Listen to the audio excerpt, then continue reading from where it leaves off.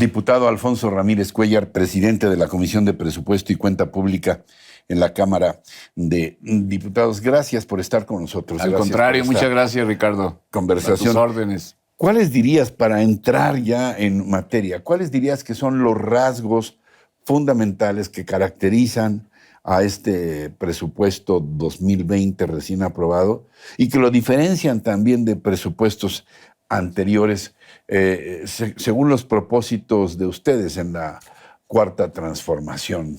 Bueno, yo creo que un primer rasgo es la decisión de la Cámara de establecer ya reglas de operación, controles, sistemas de medición a todos los programas sociales. Era un reclamo ciudadano para que no hubiese discrecionalidad en la aplicación y en el gasto de una cantidad cercana a los 400,000 millones de pesos, que son los que tienen para ejecutar los programas sociales. Entonces, a partir del mes de enero, absolutamente todos los programas se sujetarán a reglas de operación.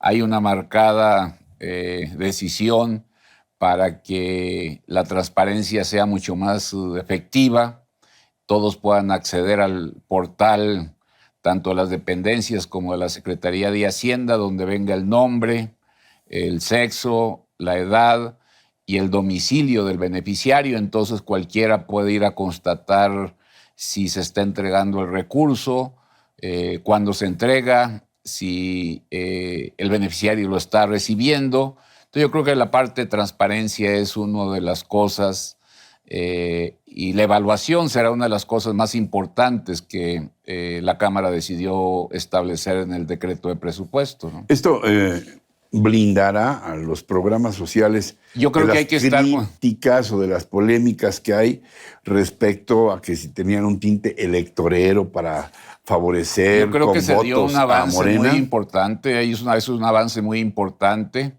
Se van a evitar muchas cosas de opacidad, de discrecionalidad.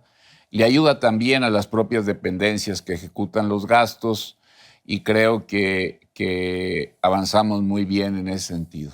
Ahora, Alfonso, este año tenemos un crecimiento cero y se ha hablado mucho de la necesidad de incentivar las actividades productivas que generen crecimiento y que generen desarrollo.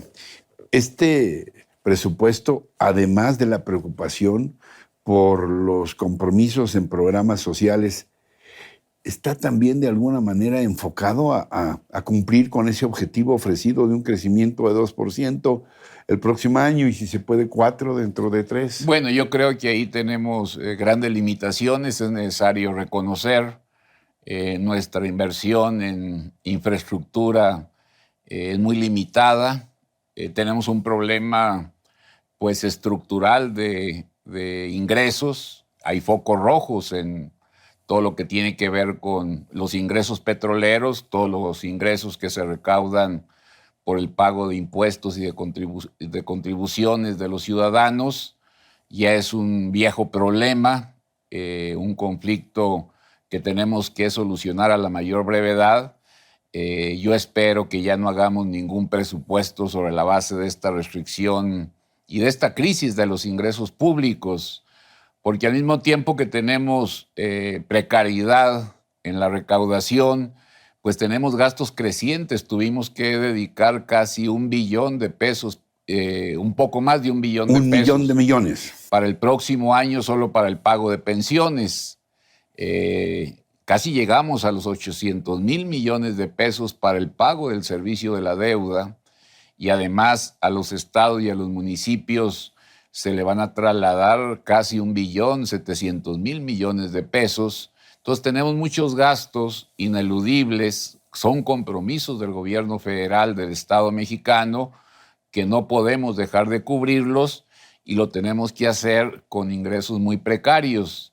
Entonces yo creo que este es un tema que lo tenemos que resolver. Urge una reforma hacendaria, ojalá y el próximo año la pudiéramos estar discutiendo, analizando, convocando a todos para resolver este problema, porque si no, este problema nos va a ir arrastrando y arrastrando y nuestras necesidades de inversión en infraestructura productiva para generar empleo, crear mayor crecimiento, pues se van a tener que ver pospuestas. Yo creo que el éxito de la Cuarta Transformación, el éxito del gobierno de Andrés Manuel López Obrador, el propósito de construir un Estado social muy responsable, pues depende de un fortalecimiento de los ingresos, de una consolidación fiscal y financiera del Estado.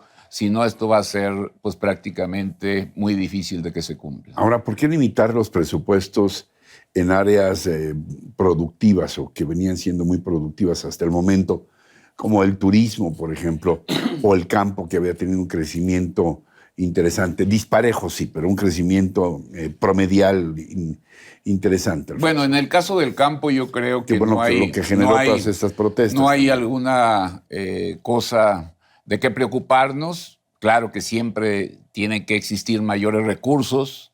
Nos hace muchísima falta invertir para mejorar los sistemas de uso racional del agua, que es un problema muy serio.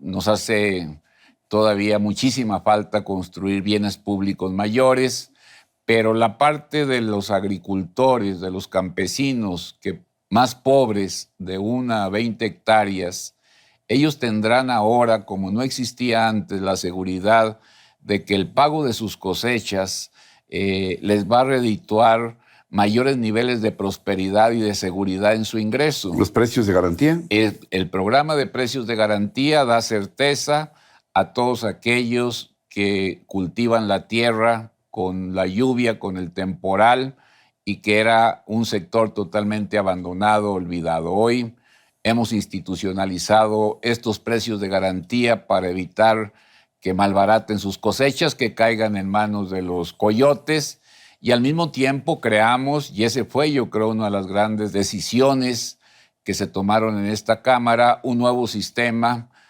para garantizar precios justos y seguridad en el ingreso de los productores, que son como la clase media agrícola. La clase media agrícola que está en Sonora, que está en Chihuahua, que está en Zacatecas, que está en Sinaloa, que está en el Bajío, en Tamaulipas.